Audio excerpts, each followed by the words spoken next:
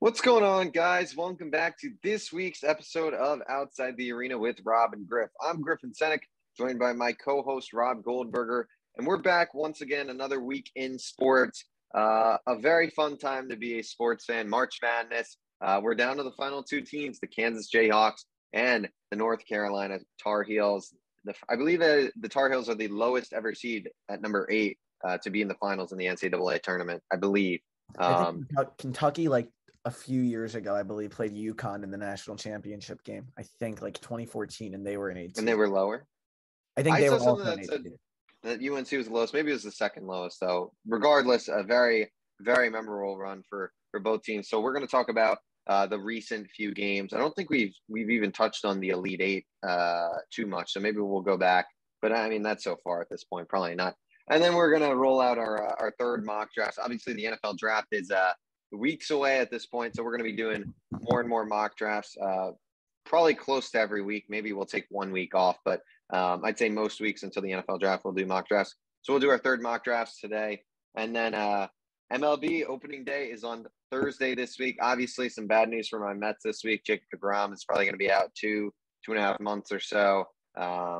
It seems like, it's going to be one of those years with injuries with the shortened spring training. I mean, a lot of pitchers are going down. I know Wheeler's banged up right now. Lance Lynn is hurt. Luke Jackson of the Braves is going to be out for the season.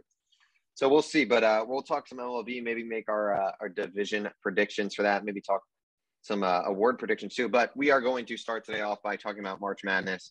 And, I mean, I think we'll just touch on the Final Four. I mean, it was sad to see St. Peter's come to an end. That game, though, was not competitive, and neither was the Kansas-Miami. I mean, the Kansas-Miami game, I guess the first half was close, and then, Kansas ran him out of the gym. But Kansas-Villanova we'll start with, and,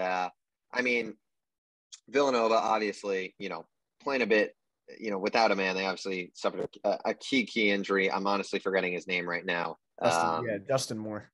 Yeah, at the end of their win against, was it Houston, I believe they played? Yeah. So, I mean, that didn't help. But Kansas is just an elite team. David McCormack, Ochai Agbaji. Okay.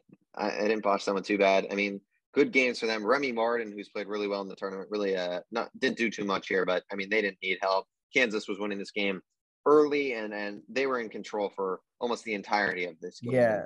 And a dominant performance from them. Yeah, I think Villanova just dug themselves too big of a hole to start, because after that 10-0 opening, they were really competitive. They got it down to 6 at one point in the second half late, and it looked like they even maybe were going to come all the way back. But Kansas just has too many elite guys, and at the end of the day, you can't dig yourself in a hole like that against a team like that. And I think that's, at any level of the sport, that's the case. And Nova wasn't a deep team all year, and a lot of guys questions rise to Jay Wright, why more guys weren't off the bench or playing. And I think Brian Antoine was just not up to the task. Obviously, they had a guy on their bench, Jordan Longino. He was hurt, and he hasn't played the whole tournament. He probably would have slotted in there instead of Brian Antoine. But Brian Antoine he was not good enough yesterday, especially to replace Justin Moore and Eric Dixon. I expected a little bit of a better performance from him. I mean, he was dominating in the paint from start to finish. I mean, that was really the difference in the game. When McCormick went out, Nova was really able to get back into it. And Kansas just put on had a 3-point barrage earlier. I mean, they could not miss in the first half. And I think Nova, despite being shorthanded, actually didn't even put up that bad of a performance. Kansas, you almost never Villanova had 1.2 points per possession. And that's essentially that'll win you 95% of games in college basketball. But Kansas had 1.92 or something like that. And the way that they shot the ball in the second half was just unbelievable. In the first half was just unreal. I mean, I think any team in the country could have played Kansas in that form, and they wouldn't have. They would have beat them. So, yeah, I mean, Kansas is just. They're a deep team, and look, I mean, when this tournament's crazy, things happen to these 1 seeds, but I mean, the elite of the elite teams, when they're playing good, they really tend to win these tournaments. I mean, UNC, though, a heck of a team. And I mean, they really found their groove, mid-season on, and from there on out, I mean, they've played like a 1 or a 2 seed. I mean, they're beating, they've beaten obviously Baylor, they beat Duke at the end of the regular season, they beat Duke again, obviously. I mean, this team is just rolling through teams. But yeah, I mean, Kansas, like you said, I mean, this team just right off the bat was just way ahead in this game. I mean, 54% from three. I mean, they both made the same amount of threes, but I mean, just the difference in shots. Kansas shot 53% from the field. Villanova, 38%, only got to the line 13 of 24 10 from three times. is unbelievable. I mean, Kansas was just so efficient. I mean, they're just such a good team. A lot of good players on this team. I mean, Remy Martin, who's been one of the better players in some of these games, I mean, he had 3 points and he didn't have to do anything, and they won by 16. I mean, it really shows how deep of a team this team is. They've got so many guys who can step up and make plays. Jalen Wilson, you look at the stat sheet, overall strong performance. I mean, a really strong performance. And for Villanova, I mean, this is a good team. I never thought this team was probably going to end up winning the tournament. I think it was a team that, was strong. They're, very dominant. They had a great season, but I just don't think, like you mentioned, I mean, they're only running a 6-man rotation right now, and it's hard to do that when, some of your guys, if a few of your guys don't show up, then the pressure's on all these guys. It's tough. But at the end of the day, good performance from Kansas. I'm very excited to see them versus UNC. And I mean, the UNC Duke game, we'll just go to that. I don't know. I think the women's thing is going on right now, and Carolina is just blowing UConn out. I mean, so they've run 4 quarters for women's. That's very interesting, actually. I didn't know that. Yeah, 4-10 for yeah. Very interesting. But yeah, UNC Duke. I mean, this was a battle for the ages. Man, this UNC team is something. I mean, UNC really is running a fight. They put their starters in there, and that's about it. I mean, it's pretty incredible. I mean, they really don't play anyone else. Armando Bacot, I mean, I gave this guy so much trouble at the beginning of this tournament. I mean, he's been one of the best players in the tournament, and I mean, he's the best rebounder in the tournament. This guy's a machine.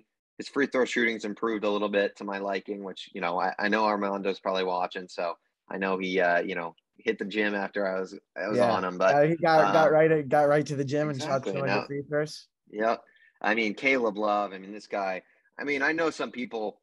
I have some friends who have problems with him because he shoots so many shots, but I mean, this guy just hits shots. He is such a clutch player. This guy is a true stud, man. At the end of the day, and North Carolina. I mean, this team. So good. So I mean, at the end of the day, this is the reason Duke lost here for me. Yeah.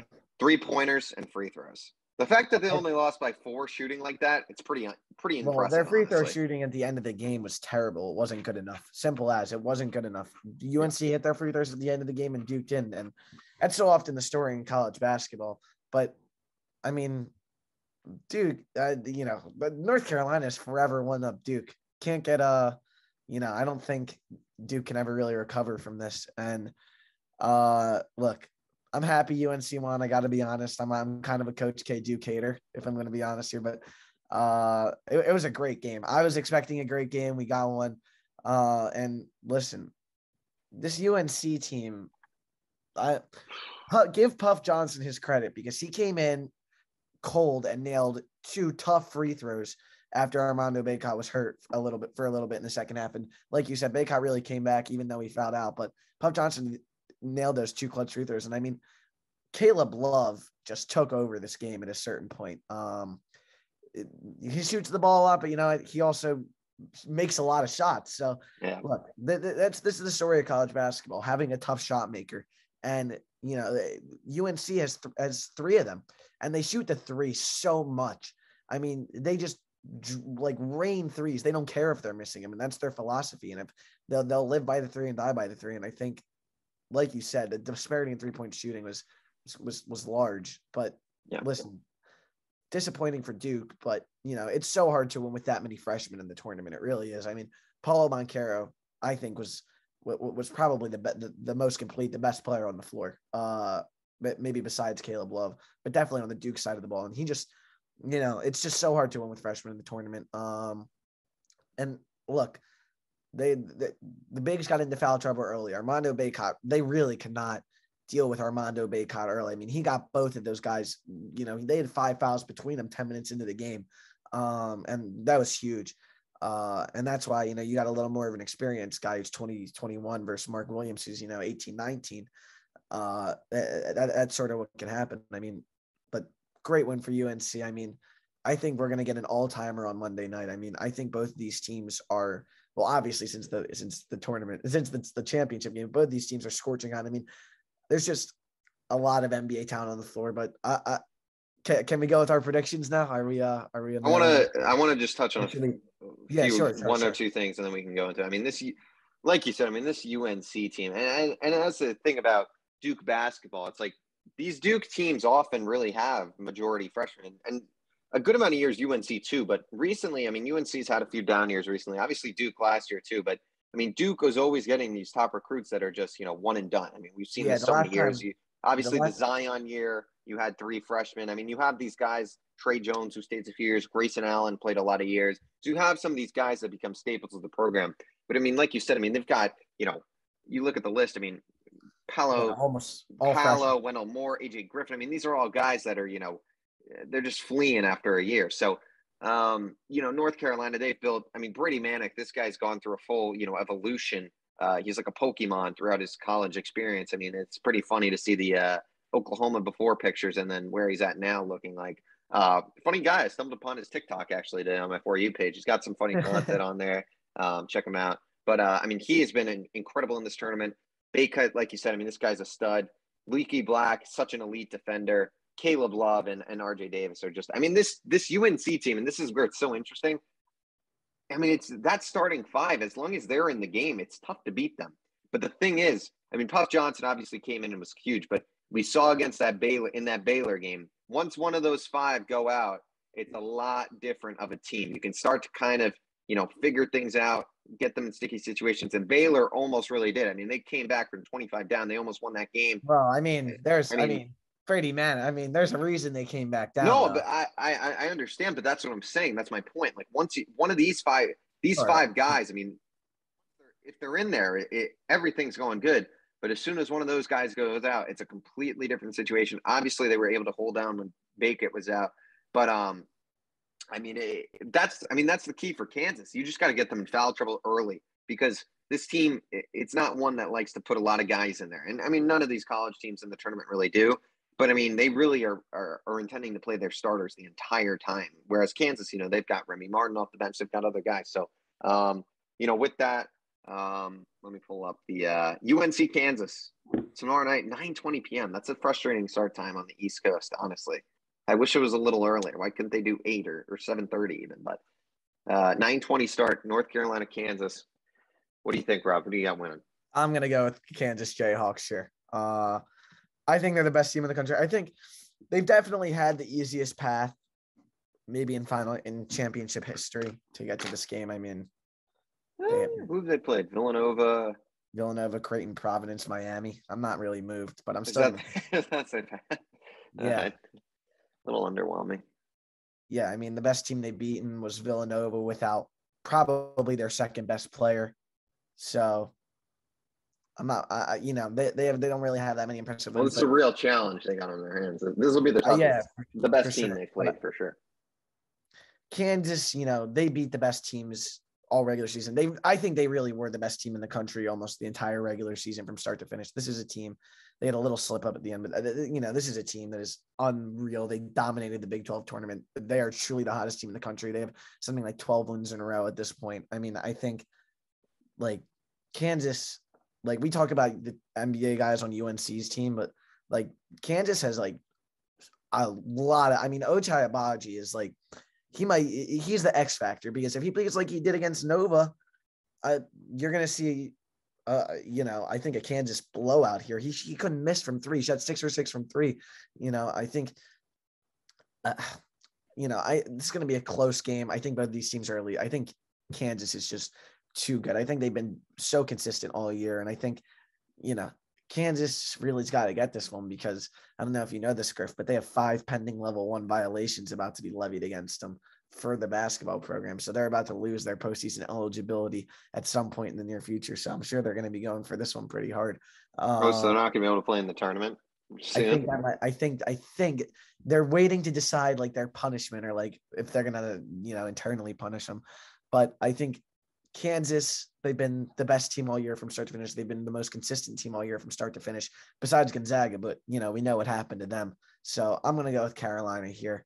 Or I'm going to go with Kansas here over Carolina, over a really good Carolina team. I think the depth is going to, I think the lack of depth is going to come to bite Carolina against the best team they've played all year. And I think Kansas has the experience, plus the talent rather than maybe the talent experience and the depth rather than, maybe two of those three components. So I'm going to go with Kansas here. It's a really tough one, honestly, to pick. I mean, this UNC team, the key is that, like you said, their depth. I mean, you got to stay out of foul trouble. If this team can stay out of foul trouble and have those five guys on the floor the whole game, it's going to be tough to beat those five guys. But, I mean, this is a really tough one for me. I mean, in this tournament, you look at Kansas, they really haven't had a struggle, which is why I think it's very interesting. I mean, they're beating, they haven't had a tough path, but they've handled their competition pretty well. I mean, I think their closest game was, I believe, Creighton, if I'm not mistaken. I believe it was they had kind of struggled with that one for a little bit. But, I mean, UNC, I mean, they started off the tournament, I think they played Marquette, I believe. Then they went to Baylor, obviously. Yeah, they beat Marquette by. I mean, they did they beat UCLA? Is that who they played did. next? They did. They did. They beat UCLA, St. Peter's, and then they beat Duke. I mean, definitely. I'm going to be honest. I'm going to go with UNC. I need Kansas to win, so I make money, but I really do believe North Carolina is going to win this game. I think that the way they're playing right now, they're beating good teams. I think they're more battle tested. And I think that in this tournament, that's what you need. You need to have games against these tough opponents where I think Kansas, I mean, I think they're a great team, but I think everyone's going to agree this is going to be a close game. I mean, North Carolina has really, I mean, they've blown most of their teams out that they've played in this tournament, if we're being honest. I mean, that Baylor game was close, but they were winning by 25 when Brady Manick was in there. I mean, I guess the Duke game was close. The Duke game was close and the UCLA game was close.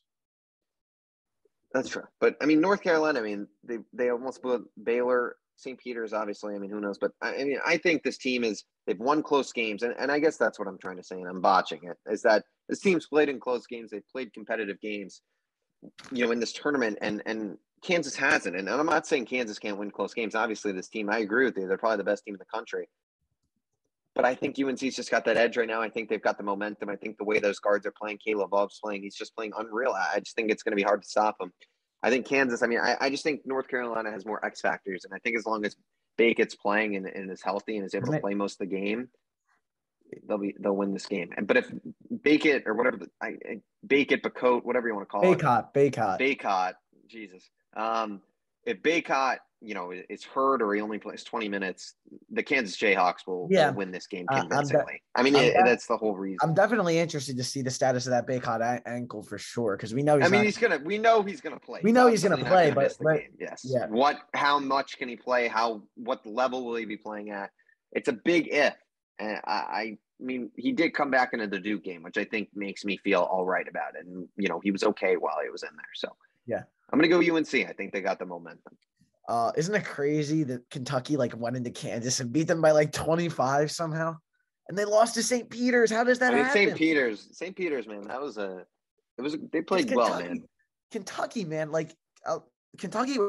I mean, I know this. We're rehashing this, but I cannot believe they lost. That team had so much talent. I mean, this is a team. That's a team who really, really probably should have won the entire thing this year. They really did. The national. Well, you can't say that they would have lost to St. Peter's. So I mean, I know they lost to St. Peter's. That's the magic of the tournament. That's the whole point. St. Peter's is feisty, man. They are. They're good. They're good. They're certainly good. Very good. All right. Well, with that, we're gonna shift to our mock draft. I'll pull mine up. I can start. Outside of that. You can see my my mock draft here. Yeah. All right, so we'll do the format that we've been doing. I'll start with 5, then Rob will give his first 5, then his next 5, and we'll figure it all out. So this is my mock draft 3.0. Okay, there we go. Jacksonville, first pick of the day, and I'm going to be honest, my first 5 is the exact same as last week. I got Aiden Hutchinson. Why is it not? Come on. There we go. Aiden Hutchinson going number 1 overall. I think that's consensus. I'm not even going to get into that. Trayvon Walker at number 2. I think Lions are going to want a defensive end. I think they just need an edge rusher at this point. They might trade out of this pick. I really don't see them going with Malik Willis or Kenny Pickett or Matt Corral or anyone of that nature here. I think Trayvon Walker's stock at this point is through the roof. So I'm going to pick Trayvon Walker, Lions. Number 3, Ikem Ekwonu. I think he's the best tackle in the draft at this point. I think Houston needs to upgrade that offensive line just to start. I mean, this team is not there yet. Obviously, they're still a bit of ways from contending. So I think this is just a start. Build the lines first and then get your skill position players. Number 4, New York Jets. Best player, I think, potentially, we've talked about in the draft, Kyle Hamilton. I know it's a safety. I know it's, not the position you may want to pick it for, but I think this kid could revolutionize the Jets defense. I think Robert Saleh, the defensive wizard he is, could really use him and give him that X factor on the defense that they desperately need. I think this, he could be the Tyrann Mathieu of the New York Jets defense, a player of that magnitude, of that skill level. And, like Tyrann Mathieu did for the Chiefs these past few years, I mean, just change the whole way the defense plays and really be that X factor. And then New York Giants, I think, hit a home run with Evan Neal. I think Evan Neal is a superstar, big old kid from Alabama, which I think is always good. And, he's going to go play right tackle opposite Andrew Thomas. And I think the New York Giants, who I believe will be searching for a new quarterback next offseason, they'll have, at least the foundation for a solid offensive line down the future. So, yeah, that's my first 5 this week. All right, I'm going to share mine real quick. Okay, so here I am.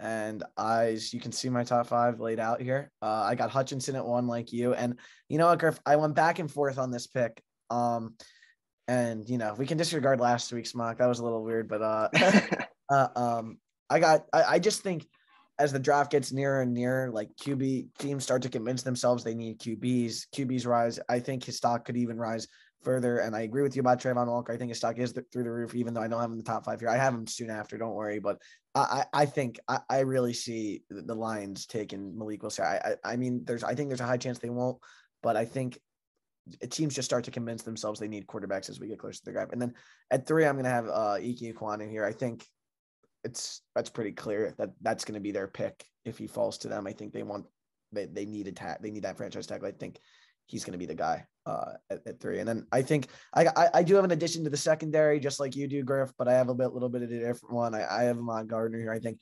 whether it's Gardner or Hamilton, that Jets pick really can't, they can't go wrong with that. I mean, I love that pick either way. I think you probably feel the same way. I think do I think Hamilton is probably the better prospect? Yes, but I think that there's that fear of him, that Isaiah Simmons thing where nobody's really able to properly integrate him into their defense. And so I think there's, a big shot that the Jets just want that sure thing in that lockdown corner. And I'm going to go with Sauce Gardner here. And I think, like you said, total home run for the Giants here if this does happen, which I think is looking likely at this point. Evan Neal, like you said, I like how you put it.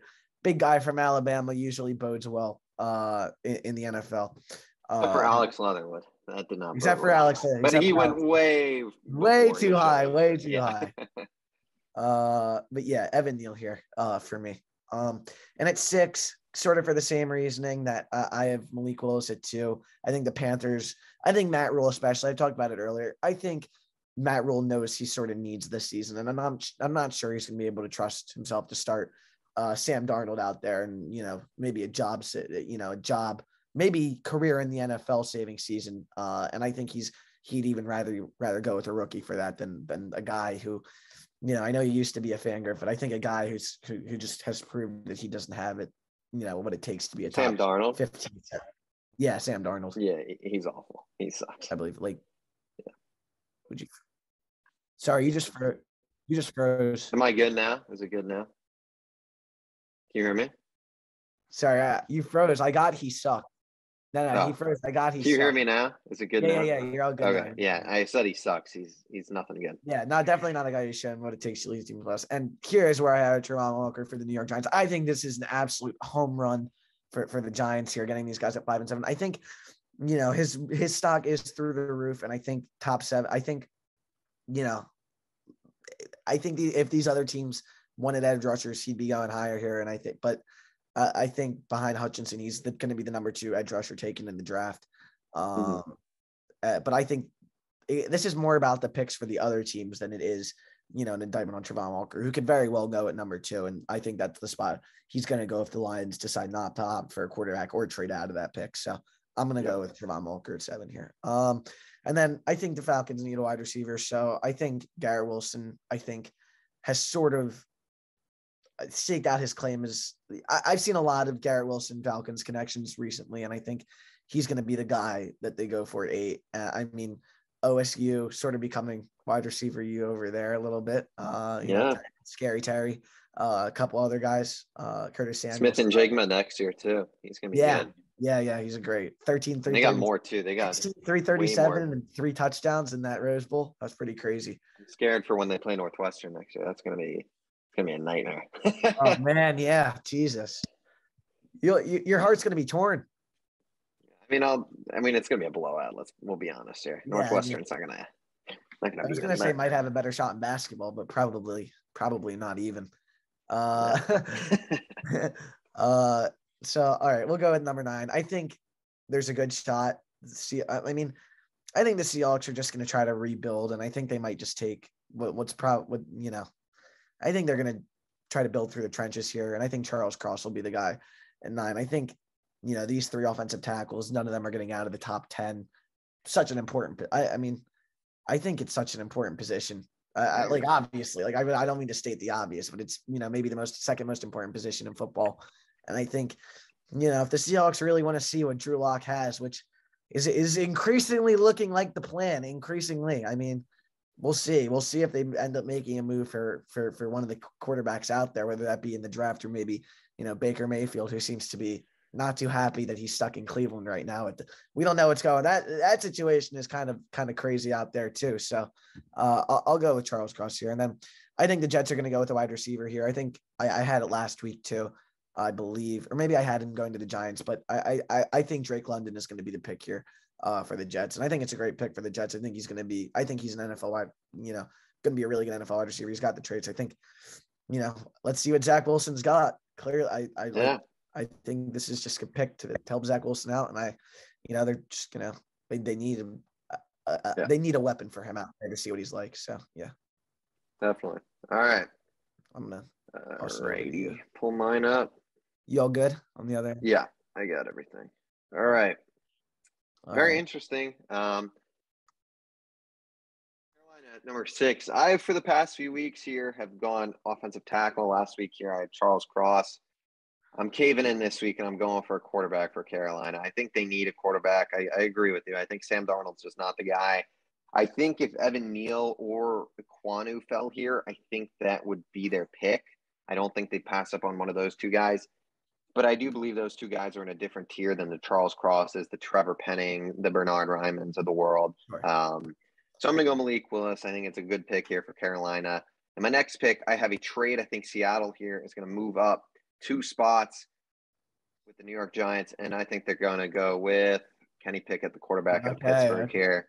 I think Seattle at the end of the day. We've heard so many rumors about Seattle, what they're planning to do. I think DK Metcalf is probably going to end up getting traded. I just see it being likely. I think the Seattle team's in a total rebuild, and Drew Lock. I hate to say it, but I don't think he's the guy at the end of the day. I think it could be if you draft Pickett here as the franchise guy, and Drew Lock truly finds his superstardom and beats him out, you're not going to be too upset with yourself. But I think the Seahawks here will move up 2 slots. Probably not going to cost them the end of the world too, which is also why I like it for them, because at the end of the day, you're probably not going to, you'll give up something, but you're not going to give up a whole nother first to get this guy. You're just moving up a few slots. So I think they get Kenny Pickett, who I think, a lot of scouts seem to like, and I agree. I think, it's a quarterbacks league. I don't think these top quarterbacks this year are like quarterbacks from past years, but at the end of the day, some of these guys have got to go early on. Number 8, I'm sticking with my pick. Same thing as you, Garrett Wilson to the Atlanta Falcons. I think this kid's the best receiver in the draft. I think, Drake London's had some hype and whatnot. Obviously, you've got Chris Olave, Treylon Burks is, at his moments. Jameson Williams obviously seemed like the consensus number 1 before he tore his ACL. But I think Garrett Wilson's, I think this kid's just a superstar at the end of the day. He's a playmaker. He's played in the big stage. He makes the best plays in the game. This kid is a stud. I think Atlanta gets a home run here. They get their number 1 for Marcus Mariota for a team that's going to be extremely bad. really may win like 3 or 4 games next season. But I mean, having him and Kyle Pitts as your two future weapons. I mean, the way they're rebuilding, it's kind of the reverse of what they say. You usually want to get the O line and D line sorted out and then move to the skill positions. But Garrett Wilson and Kyle Pitts, I mean, these could be two Hall of Fame type players at each of their respective positions. So can't go wrong. And then at number 9, New York Giants via Seattle, I should put. I have a bit of an interesting pick here. Kayvon Thibodeau is on the board here. I was very tempted to go him, but I think this team has a desperate need at defensive tackle, and I think they're going to ultimately pick Jordan Davis, the defensive tackle out of Georgia here. I know it's probably a little early for Davis, but I mean, I think this guy's stock is also through the roof along with all his Georgia teammates, to be honest. I mean, all of these guys, Wyatt as well, have just blown up out of proportion. I think Jordan Davis is a stud, and I think for the Giants, I mean, if you can land Evan Neal and Jordan Davis, two of the best players from the SEC, I mean, man, that is two scary additions, and I think that's what this team needs right now, to be honest. Just, if quarterback doesn't work out, you're just building the lines, and I think this could be a great pick. I think I think Jordan Davis could really be a superstar for New York, and I mean, their D-line then they'd have Dexter Lawrence, Leonard Williams, it really would be solid. So I like Jordan Davis, the Giants. New York Jets pick, I agree with you. I got Drake London here. I think Drake London's probably, top 2 receiver. I think he's a stud, and I think, like you said, I mean, Zach Wilson needs some weapons at this point. They need to give him, that guy. I know they're intrigued by DK Metcalf, AJ Brown, guys like that. I think the Jets desperately want a number 1 receiver. But I think they'll go Drake London. I mean, regardless, I think this is a good move because at the end of the day, I think Corey Davis is a guy who's probably going to get released after a year or 2 more. So, it's still, I think Drake London could really slot in as a number 2 alongside someone like a DK Metcalf and AJ Brown, someone like that. And then moving on to number 11, Washington Commanders. I've had this pick for, I think maybe 3 weeks in a row, but it's Sauce Gardner. This is probably, lower than he's going to go. I think he'll probably end up going in the top 10, but I just can't find a slot for him. So I'm going to stick him with Washington. I think it's a great pick for them. This defense is really going to be good. Number 12, Minnesota, and I have them here drafting Kayvon Thibodeau. I mean, I've heard recent rumblings. It's not the reason I put him here, that, his stock has fallen. People wouldn't be surprised that he'd fall out of the top 10. I think Thibodeau is a great player. I think easily he could be a top 10 pick here. You didn't have him in your top 10 either, right? No, I did not. So I actually have him at the same spot as you. Spoiler. Yeah. Okay. So I guess each week it seems like for each of us, Thibodeau is starting to fall further and further. An underwhelming I believe he was a junior season or whatever. That happens. He was at one point the consensus number 1, probably heading into I guess people would say Spencer Rattler, but consensus number 1 edge rusher, that was for sure. And I have him number 12, but I think it's still a great pick for Minnesota. Houston here, I'm sticking with my same pick from last week, Jermaine Johnson. This team, I think, like I said last week, home run if you can get both Johnson and Ekwonu. That just sets you up on both edges of the offensive and defensive line. Baltimore, I'm sticking with Tyler Linderbaum. I just like the pick. I think it's their weakness on their O-line. They get, potential generational type center. I think, it's not a flashy pick, but I think it's a good pick. And lastly, Philadelphia, I'm sticking with what I did last week as well here, which is Chris Olave. I think he is him and Devonta Smith will be 2 legit weapons along with Dallas Goedert, obviously, who just got a big extension. Philadelphia can, they'll have some serious weapons at that point. And I think, it allows Philadelphia here, they got to stop getting cute at wide receiver as they have in some of the years prior with likes of Jalen Reagor, J.J. Arcega-Whiteside, and they just got to take the proven best guy on the board who's had success and at Ohio State. What is, like you said, wide receiver use slowly but surely is becoming the case. So that's my 15th pick. Okay, so we have a lot of sorry. I'll go to 20 here since I should have last time. Sorry about that.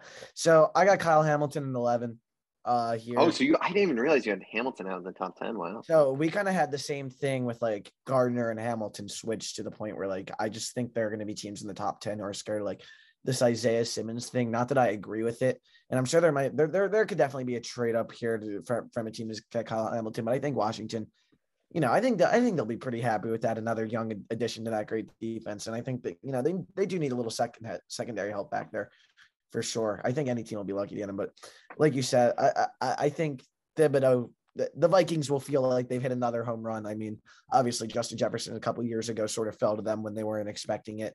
And Kayvon Thibodeau, I think, is sort of the same thing this year. I think this is a guy whose stock, it's rapidly falling. And I'm just not sure I agree with it. I think, this is just where my mock is, but I'm not so sure that this guy still shouldn't be a top 3 pick. I think this is a guy who really is a great, like game-changing player, like in Hutchinson's tier. I think this just happens sometimes with players who like their stock falls and their stock rises. But like, I don't even know if I agree with you about having his like disappointing junior season, because I thought he was pretty good.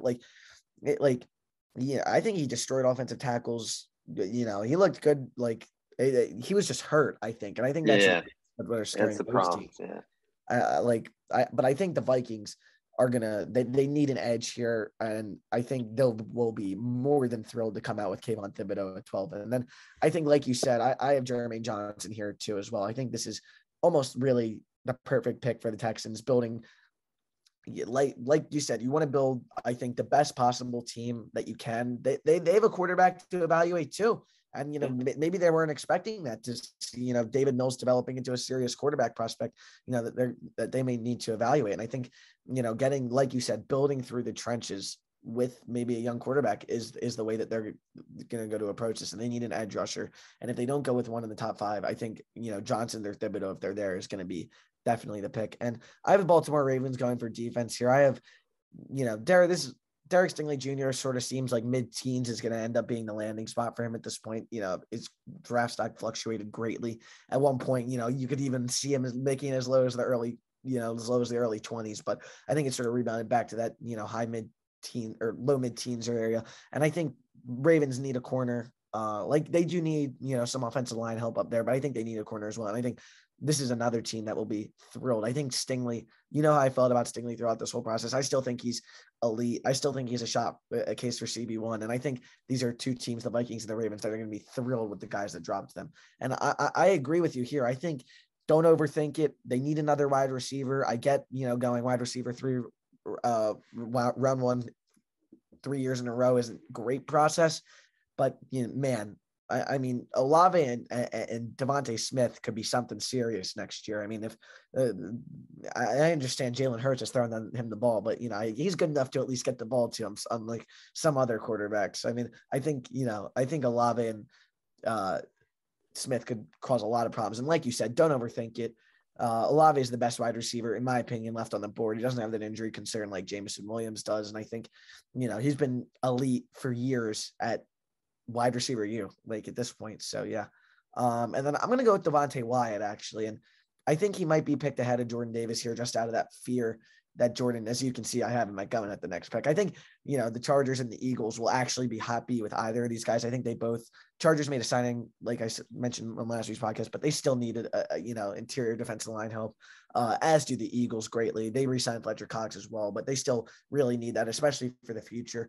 And I think, the 2 Georgia interior defensive line guys have a shot to go with either of these picks. But as of right now, I think Devontae Wyatt's just going to be drafted ahead of him due to the fact that I think teams are a little scared off by the fact that Jordan Davis, how much is Jordan Davis going to be allowed, can be able to play? Because if this is a guy who could guarantee, he's going to play every impact snap, this is a no doubt top 5 guy, but he's not. He only played 340 some snaps compared to Devontae Wyatt. I think played like 600 plus. So I think it's a big difference, and I think that's the reason we'll go ahead. And for Jordan Davis, I haven't gone to the Chargers. They'll be throughout. This guy's an elite prospect.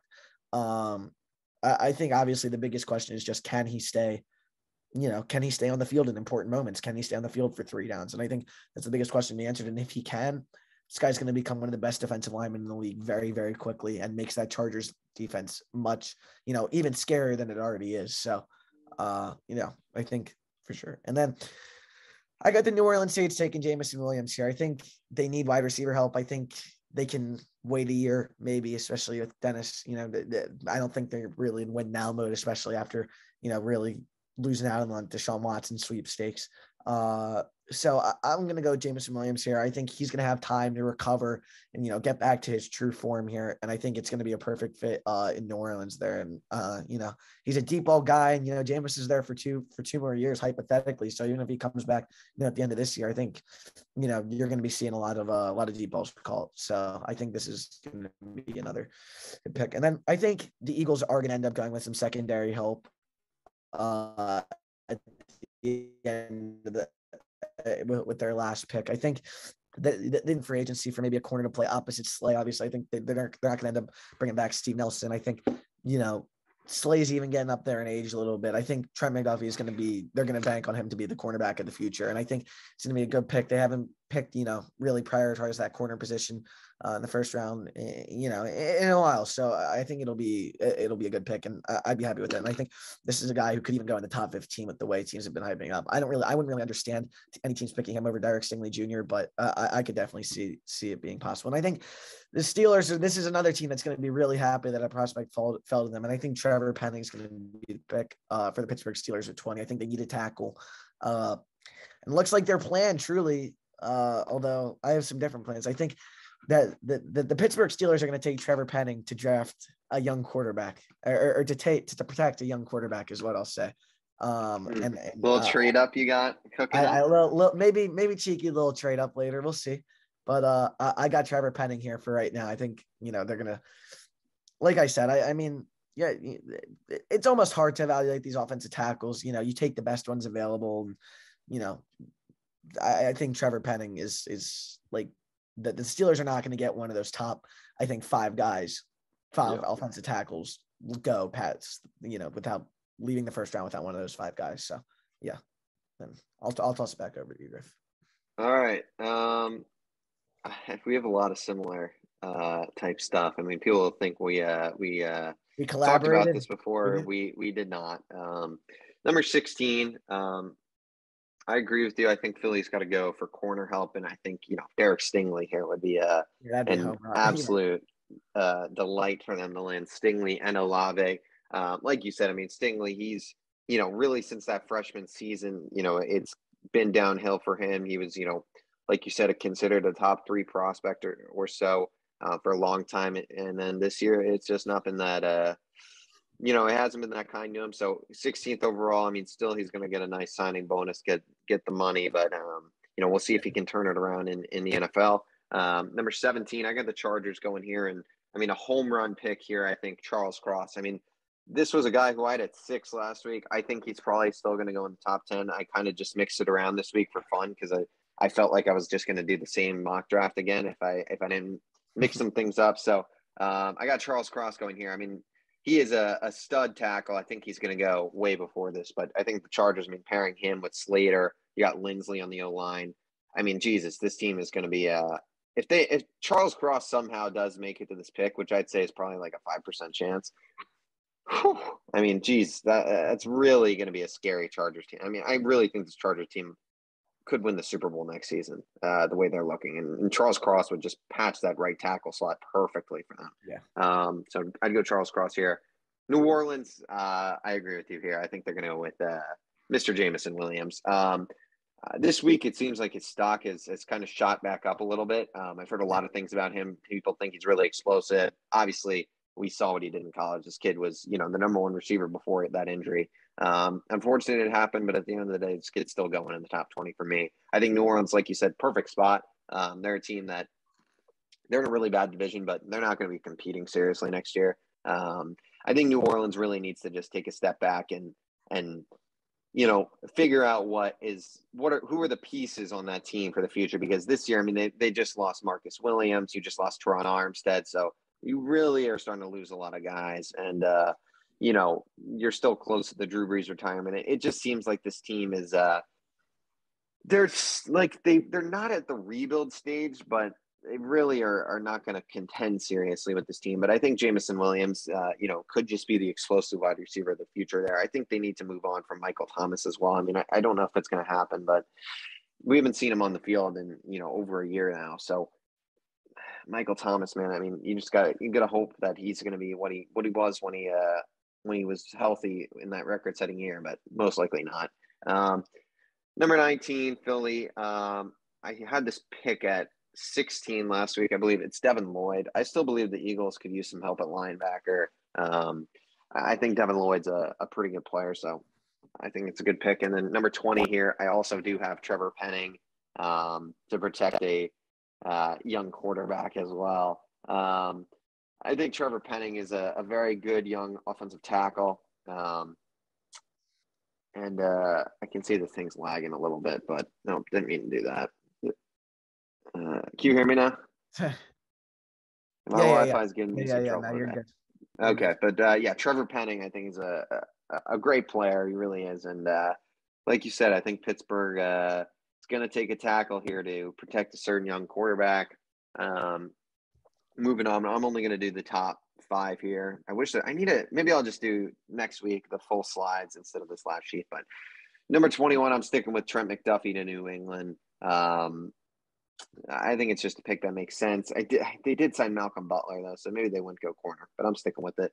22, Treylon Burks to Green Bay, gives them a playmaker wide receiver. I had Jameson Williams here last week, which I think would be a home run pick, and no question, think about it, pick here if he lands there. But I'm going to go with Treylon to Green Bay here. Kenyon Green to the Cardinals. They just need O-line help still. Patch up the middle of that O-line. 24, Devontae Wyatt. Like you said, you have him definitely higher than I do, but I think Devontae Wyatt probably will end up going higher. But I think if Dallas can get him, that'd be amazing. 25, Buffalo, Andrew Booth Jr. gives them a guy opposite Trey White. And then 26, I have the Pittsburgh Steelers trading up with the Tennessee Titans to select Matt Corral, the quarterback of the Ole Miss, who I think is, there's talk that he could be the number 1 quarterback taken off the board theoretically. So he might be ending up in the top 10. Quarterbacks go quick. I mean, we might be really underestimating how teams really need quarterbacks, but I got Matt Corral at 26. I think Pittsburgh, I think they'll go quarterback. I think they'll trade up here, and, I think, Mitch Trubisky's not the guy. I mean, he might be solid, but he's not going to win you a Super Bowl at this point.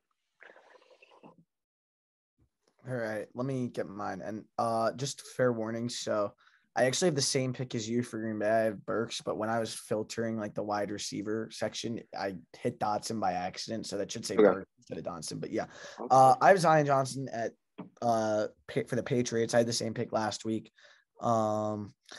I think they're going to go with the inside offensive line help. And I have him going over Linderbaum, which I have a feeling Linderbaum is going to fall, Griff. And I think he's been falling. Like, I had this feeling.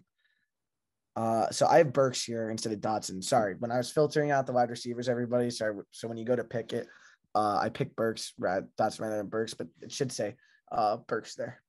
And I think the Cardinals need secondary help. So this is a guy who's been shooting up draft boards in recent weeks. Kyer Elam, I think that's a division where, the wide receivers are, especially that Los Angeles Rams team is something scary. And I think the Cardinals need to go defense here. I think they're going to load up for the future with the Kyer Elam. And I think this is a home run pick.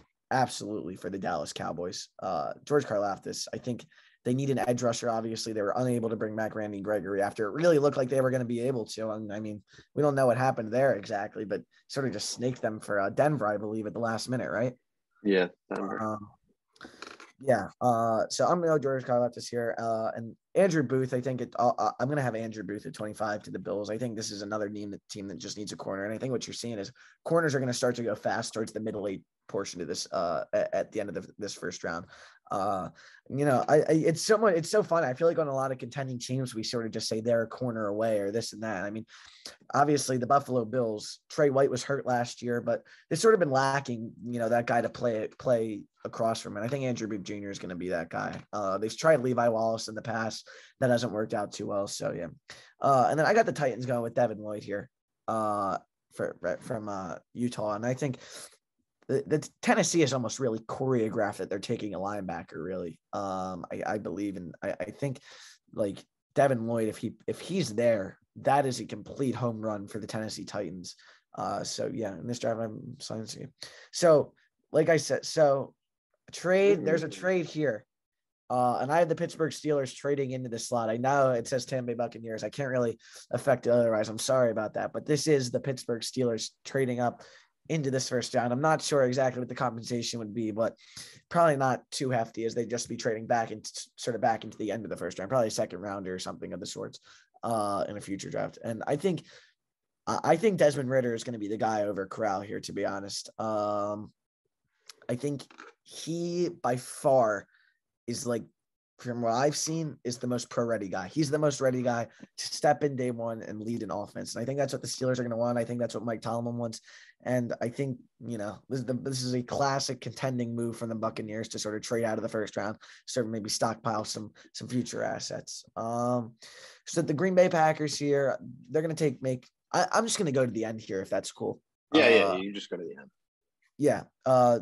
I got the Green Bay Packers making sort of a risky pick here, and I'm going to take the Ato job out of Michigan. Obviously, a guy who would be going much higher if not for that brutal Achilles tear. But I think, the Packers they need an edge, and I think they're going to be willing to wait for a guy who, if Ojabo sort of recovers from that injury and unlocks that upside that we saw in Michigan, this is a guy who can be in a loaded edge class, maybe the best edge rusher in that class.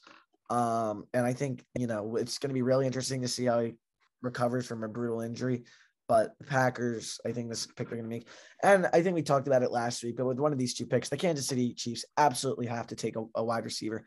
And you said it last week, but Sky Moore seems to be one of those commonly linked names with them. I think they're going to take either Watson or Dotson or Sky Moore. And I think increasingly it looks like Sky Moore is going to be that guy. And I had him last week in the edge of the first round. You questioned me a little bit, but Boyamaf has been really getting some first round hype, especially in this 30 to 32 range. I think this is I keep saying it, this is a loaded edge class. This is a guy who's complete upside. That's what teams really like about him. He has all the measurables of, an elite pass rusher. He didn't quite put it all together at Minnesota, which is why we don't have him sort of at the top of this draft board. But I think he's a guy who's all about upside. And here, I think he's in reality going to go much higher, but I think the Cincinnati Bengals would be very satisfied. I think there's probably a better chance he goes to the Patriots at 21, looking back at it. But I've got them taking Tyler Linderbaum out of Iowa. I mean, I think this is obvious if he falls to them why this is the pick for the Cincinnati Bengals, even though they did, dole out a lot of money in free agency to two offensive linemen. I think this is going to, I think this is who's their center? Is it Trey Hopkins? Is that the guy they got? Or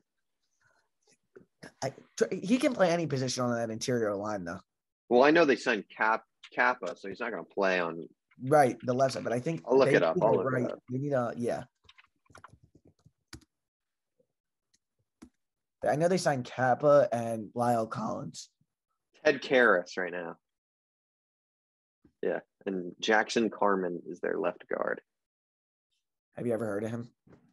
No. Ted Karras. I think an O lineman here could definitely be likely. I think they might have just signed him from New England.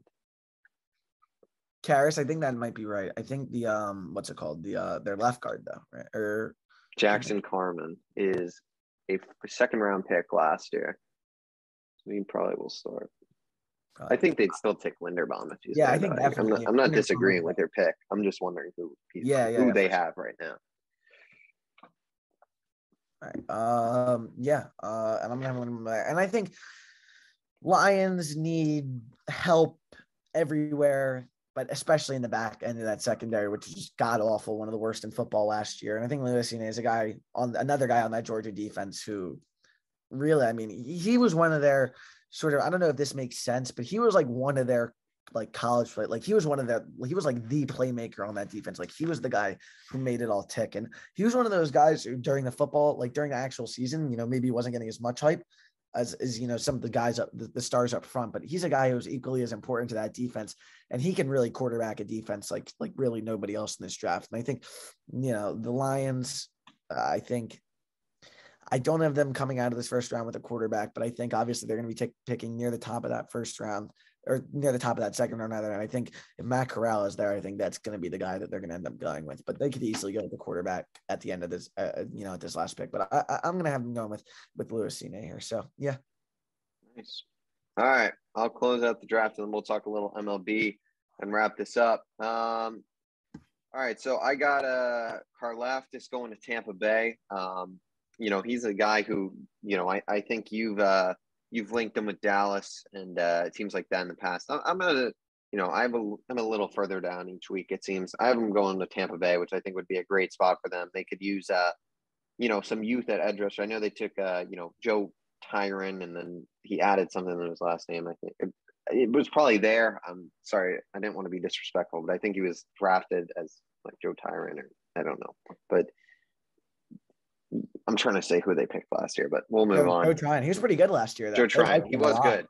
Yes. But another D end, can't hurt that team. And Todd Bowles' scheme.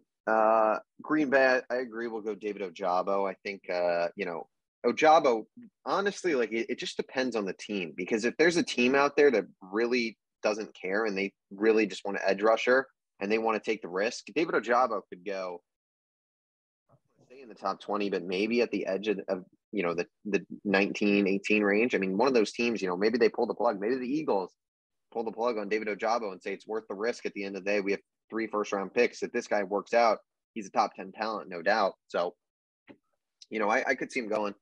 But, I mean, it's tough because the Achilles injury just happened. Jameson Williams at least has, recovered for a little bit now. It seems like he's doing well in his recovery. Ojabo, we really don't know anything. So it's going to be tough for teams to make a call. But I'll go Green Bay. They can take a risk. Kansas City, first pick, Roger McCreary, cornerback. I think he's a good player. I think Kyer Lem, like you said, I mean, I feel like he's probably a guy I honestly just forgot about, as well as Zion Johnson.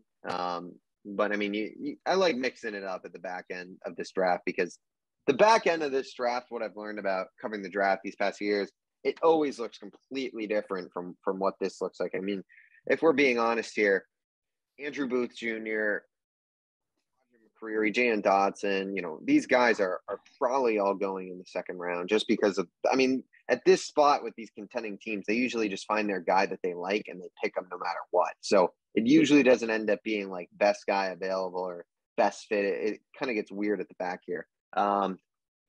But I went with Jan Dotson this week. I mean, I'll probably put Sky Moore back there last week. I just kind of wanted to switch it up. So we'll go Dotson this week. I agree, though, with you. Like Sky Moore, I mean, that's what I was saying last week. Like, the Chiefs seem pretty linked with him. But for fun, we'll switch it up. Bengals, I mean, linebacker was probably one of the weaker spots of that defense, I feel. They've got guys, obviously, Logan Wilson's a pretty good player. But I'm going to go Nakobe Dean, really good player from Georgia. And then lastly, Detroit, Desmond Ridder. I think they'll end up with a quarterback. I know you like Ridder. You've said to me off air last week that you think he might be the best quarterback in this draft class. I don't feel quite the same way. To be honest, I mean, this quarterback class is so weird. I really don't know who's going to come out. And I don't know if there's going to be one of those guys that can compete with the elite of the elite in the NFL right now. I just don't know. But Desmond Ridder, obviously, great quarterback for Cincinnati. And I think the Lions, I don't know if the Lions necessarily are looking for their franchise quarterback. I feel like they can, use one of these picks. I think that's why 32 for them is just a safe slot. I think number 2, you get kind of a franchise cornerstone piece. Whereas if you risk one of these quarterbacks at number 2, which I know you had them going Malik Willis at number 2. You said you didn't have them going at quarterback, but you had Malik Willis at 2. Oh yeah, Malik Willis at 2. I did have Malik Willis at 2. Sorry, I forgot about that. I have a great memory, guys. But I just think it's too risky in this draft to go quarterback that early for a team like the Lions, who are just still a bit away. I think, DN there for them in a strong edge draft would be great. So I'll go Ridder here in a move that, it's not going to be the end of the world if it doesn't hit, but if it does hit, it's a good pick for them. So yeah, that'll be both of our mock draft 3.0s. When's the draft? How far are we from the draft? What, end of April? I think it's like April 22nd or so. I think that's probably right. Yeah. April 28th. Okay, so we still got, let's see, about Thursday. So about 3.5 weeks. 3 more weeks. So, I mean, we'll probably shoot for 5 mock drafts. So, if I had to guess, I'd say we end up skipping next week for a mock draft. And then the last 2 weeks before, we will do our 4th and our 5th mock drafts. So 5 mock drafts, pretty good. Maybe we'll see a little competition to see who can get the most right on our 5th one.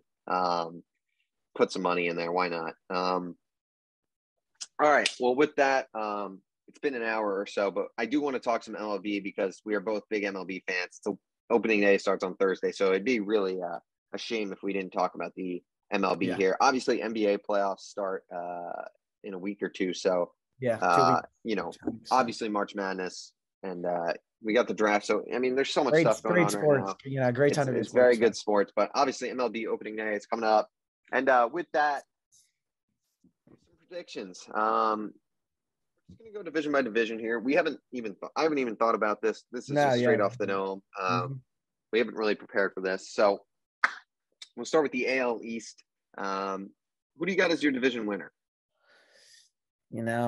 I gotta say, I'm gonna go with the Toronto Blue Jays here. Listen, I know you got the Rays and they're really strong. But I really like that team that has been built down there, and I think Tampa Bay's good and all, but I think this is the year where you have Vladdy, like Vladdy was great last year, but I think this is going to be like runaway MVP Vladdy, even with Ohtani in that league. And I think I just got the Blue Jays top in this division. I think I really love what they've built. Yeah.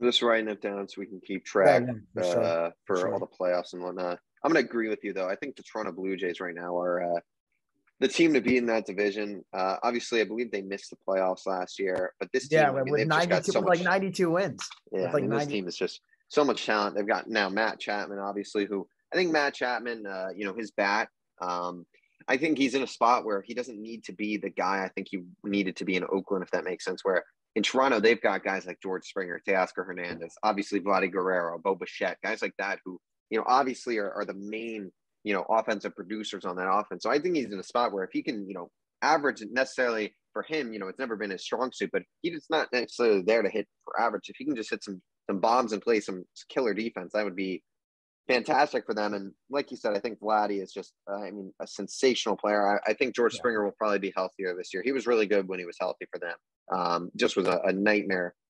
He couldn't stay on the field last year. And their pitching rotation, they've got a lot of good guys. They got Ryu. Obviously, they signed Kevin Gausman, which I really like. They signed Kikuchi, who I'll be honest, I think the starting pitching market in MLB, it's kind of like the quarterback in that sense, where a lot of these guys who probably don't deserve some of this money get a lot of money. Like you say, Kikuchi became so valued, once the market reopened, and I don't think he's anything special. I think he's a solid back end guy. He's fine. They got guys like Alek Manoah there too, I believe. Tearing into him, saying he doesn't deserve his money, Griff. Oh man, he deserves it, but he was an all-star last year for Seattle. But I'm kidding. Nothing special. They got someone else there too. Hyun-Jin Ryu, Kevin Gausman. Yeah, that Kikuchi, Manoah. One guy too. I'm forgetting. Jose Barrios. He's a very quality good pitcher. So good rotation, good team. I think the Blue Jays will win that division. We'll do wild card after too. We'll just move down to AL Central though.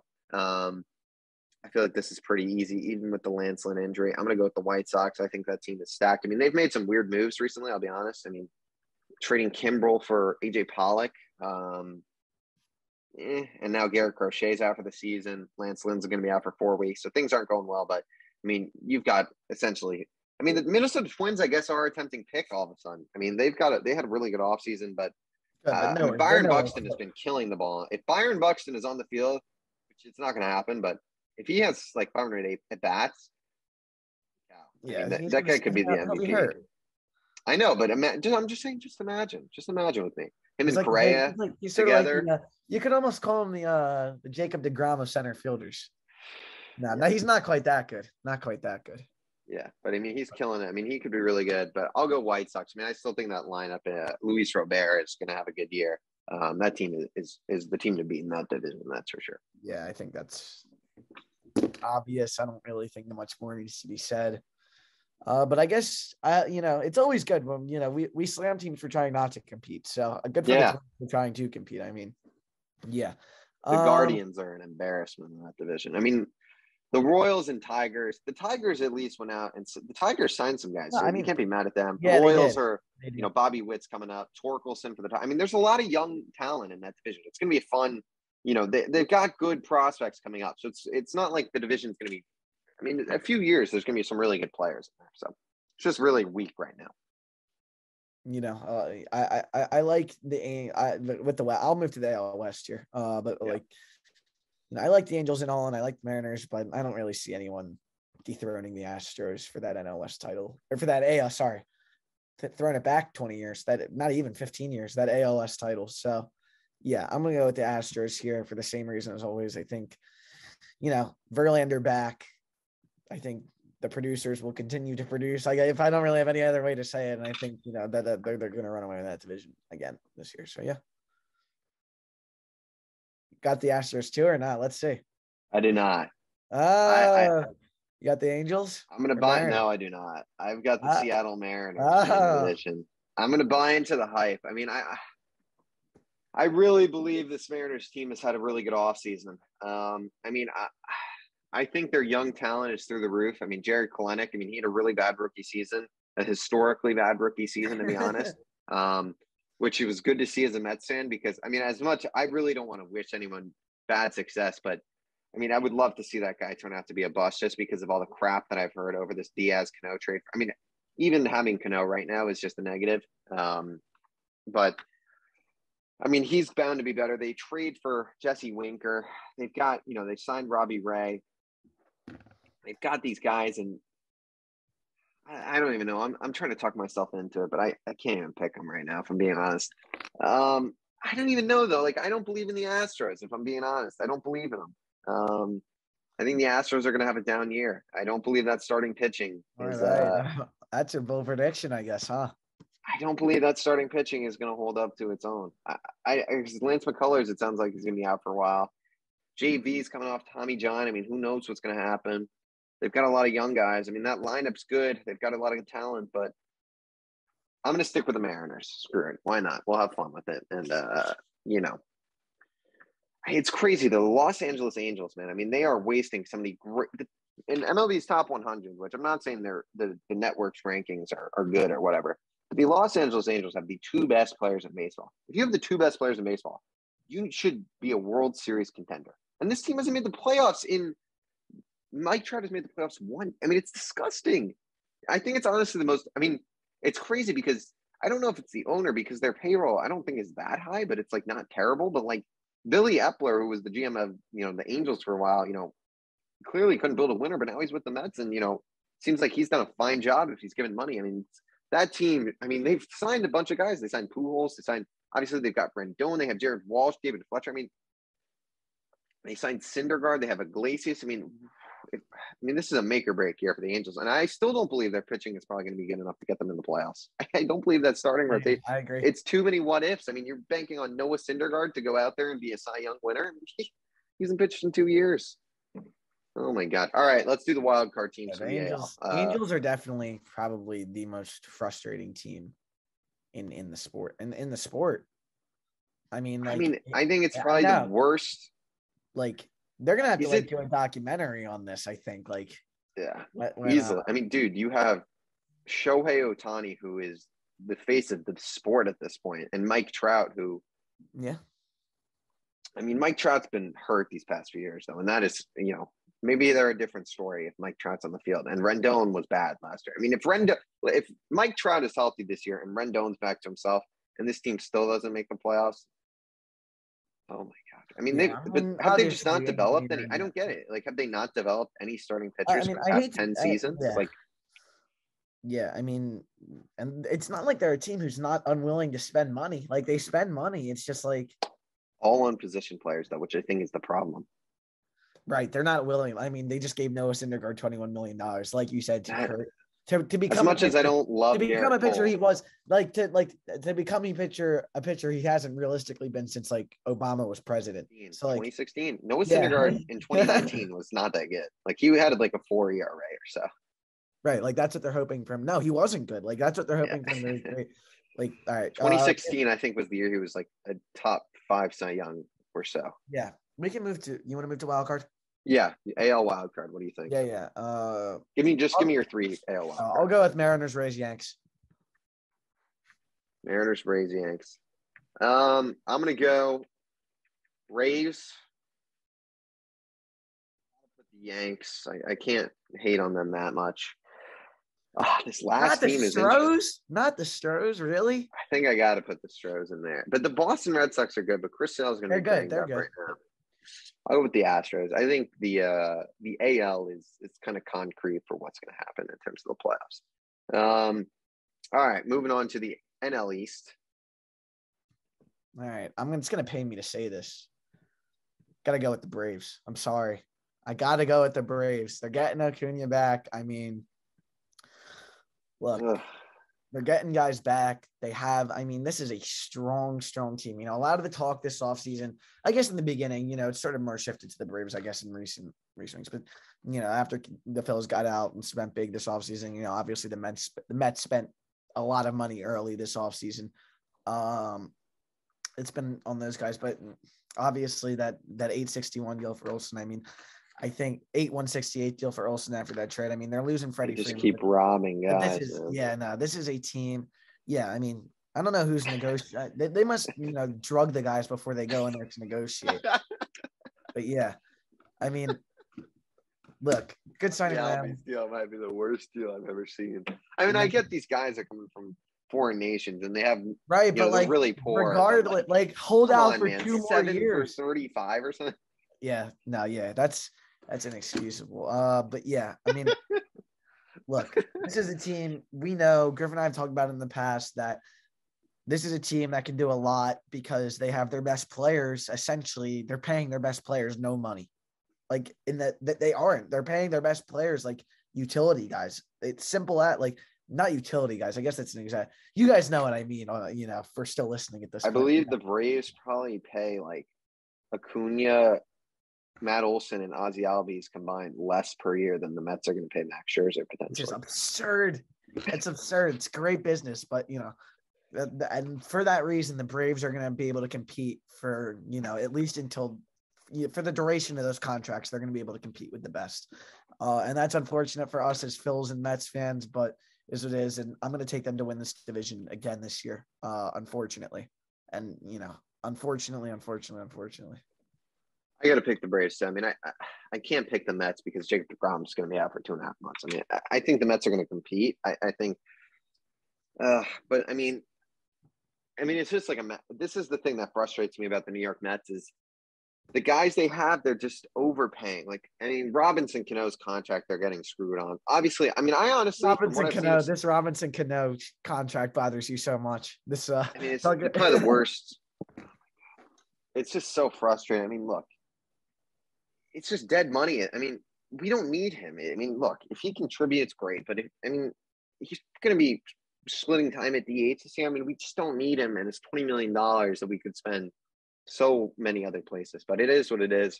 They had to pay to get a guy like Starling Marte, who I honestly think in the back end of that contract, it might be bad, but I think this year, I think Starling Marte is going to have another fantastic season. So I'm excited to watch. But with the Mets, that's the difference. They're paying Lindor $34 million, Scherzer $43 million, whereas the Braves have these guys just tied up and they're basically just I don't even know what they're doing, how they're getting these guys to sign these papers, because especially the Matt Olson one. I know this guy's got 2 years of arbitration left, but come on, I guess it's good money for a first baseman. So, I can't hate on it. Matt Olson, I think the guy could have got more money, but I get, he's an Atlanta boy, whatever, but this Braves team is good. They made a lot of good moves. Luke Jackson, this bullpen was looking very good. Luke Jackson definitely, he was very good last year. So that does, put a thorn in their side a little bit, but they've still got so many guys. They've got Kenley Jansen. They signed Colin McHugh, Kirby Yates coming back. It's just, there's so many guys. Tyler Manick turning into Tyler Matzik rather turning into Randy Johnson in the playoffs. What was that? What was that? He turned into the best pitcher in baseball for a 3-week span. But the one thing I will say about the Atlanta Braves is I think their weakness is definitely their rotation. I think it's all right, but I think it's just, it's nothing special at the end of the day. And they've got some good young guys. Soroka hasn't pitched in so long at this point.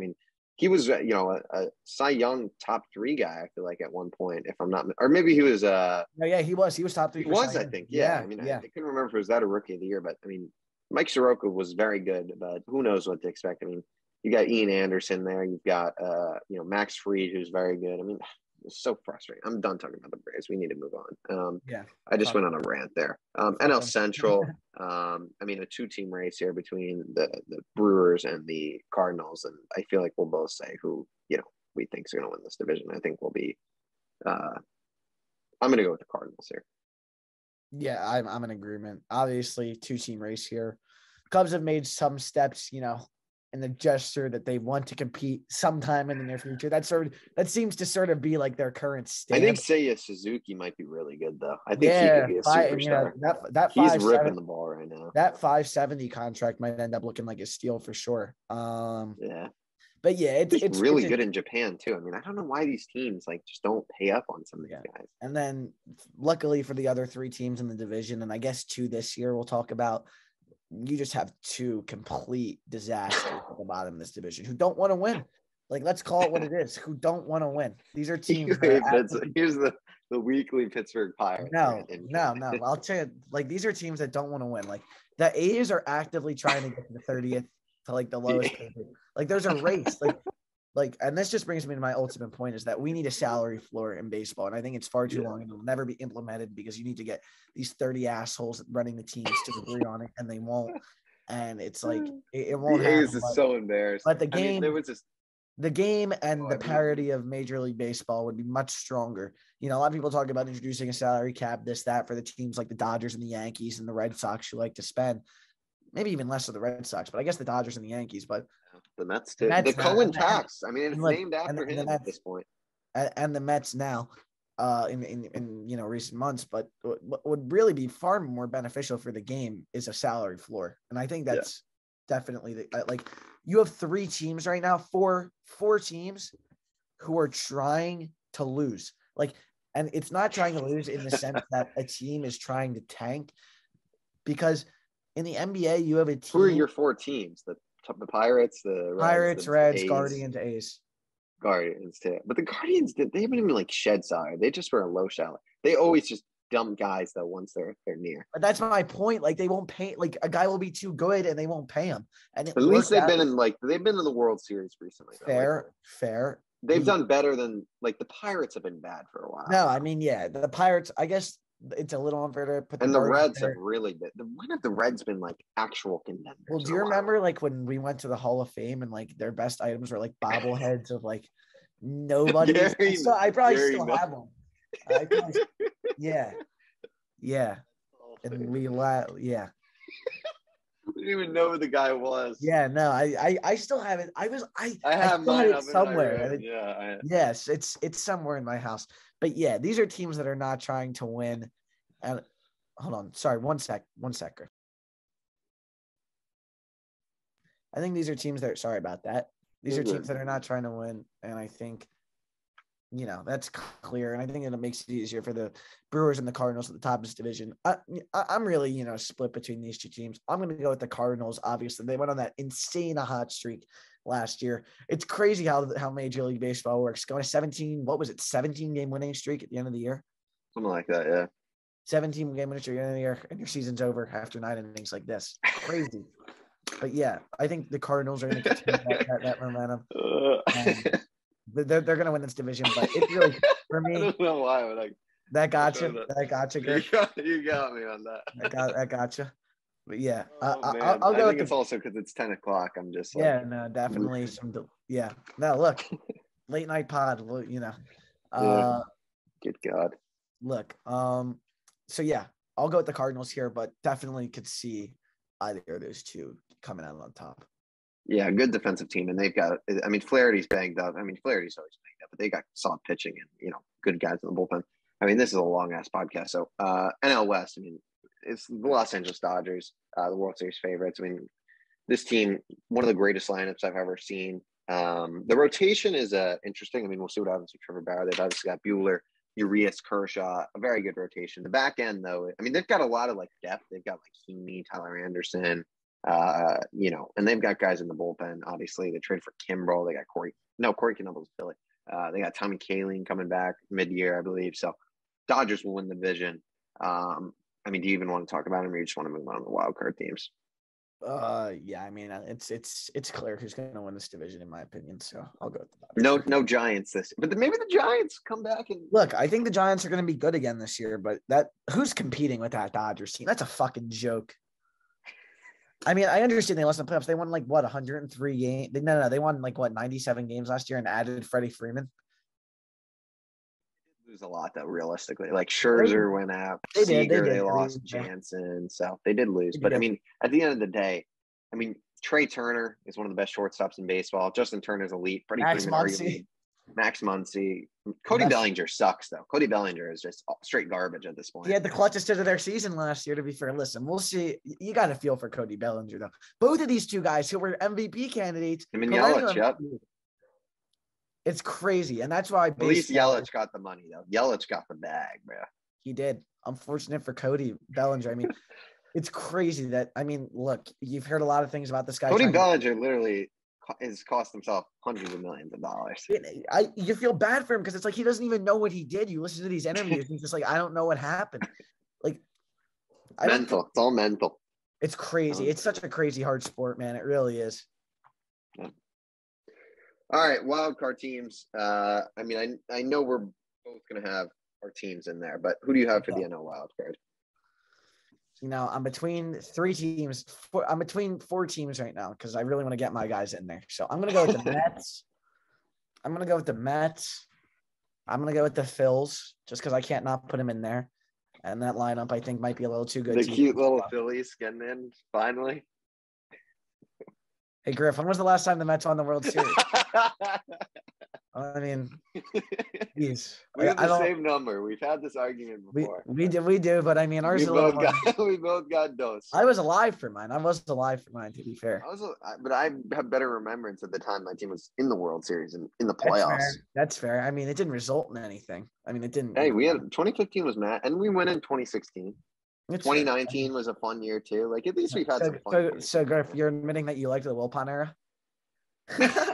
Years in there. I mean, look, 2015 was a great year. I mean, the pitching was.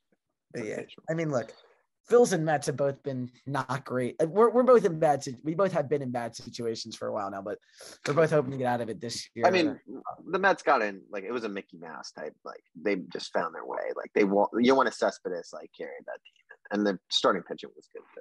Mickey Mouse Mets. The Mickey Mouse Mets. But it was fun. I had a fun time with it. What's your last team? I'm torn between the Giants and the Brewers right now. No Padres? Oh yeah, the fucking Padres. God, how are the Phillies gonna get in? Oh man, I forgot about the goddamn Padres. They hired what's his name too? Bob Melvin. Yeah, Bob Melvin. All right, I'll go Phils, Mets. I have faith in the Phils. I actually do. For the first time in, we're both going to be let down badly. Phils, Mets. You know, I'll go Pods actually. Now that you reminded me, Phils, Mets, Pods. I mean that Mets Padres. I don't. The Padres were such frauds last year, though, weren't they? They were. They really were. I'm gonna stick with them though for now. Piece is already out for 3 months. Right? Yeah, he is. I'll still go with him though. I'll go Pods, Phils, Mets. Padres. I mean, man, we are just going so long in this, but whatever. At this point, we're just talking. I mean, yeah, exactly.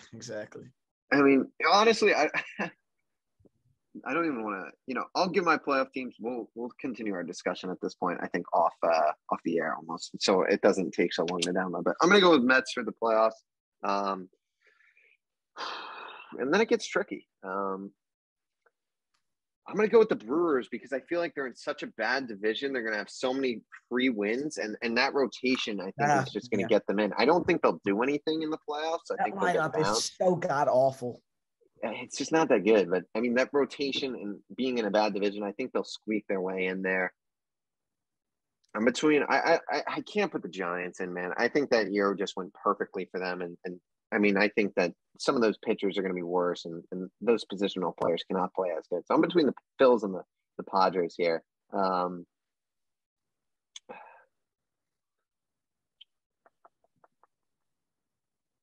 gonna go with the Phillies. Honestly. All right. I think that lineup's really good. I think their pitching is going to be okay. I think it'll be survivable. It's all about that bullpen. And really is all about that bullpen for the Phillies. I'll go with the Phillies, and I think we'll end up talking about the Padres off air a little bit before, but I know no one's watching probably at this point. So maybe our most we might have some loyal fans out there, super fans. I hope so, but we'll talk more MLB obviously next week with opening day coming up, and I'm going to wrap this one up here so it doesn't go too long. Thank you guys so much for watching. If you haven't already, please like, comment, and subscribe. Follow us both on our social medias. That'll be in the description. Follow us on our podcast, Instagram at Outside the Arena Podcast, Apple Podcasts, and Spotify at Outside the Arena. And with that, thanks for watching, and we'll see you all next week.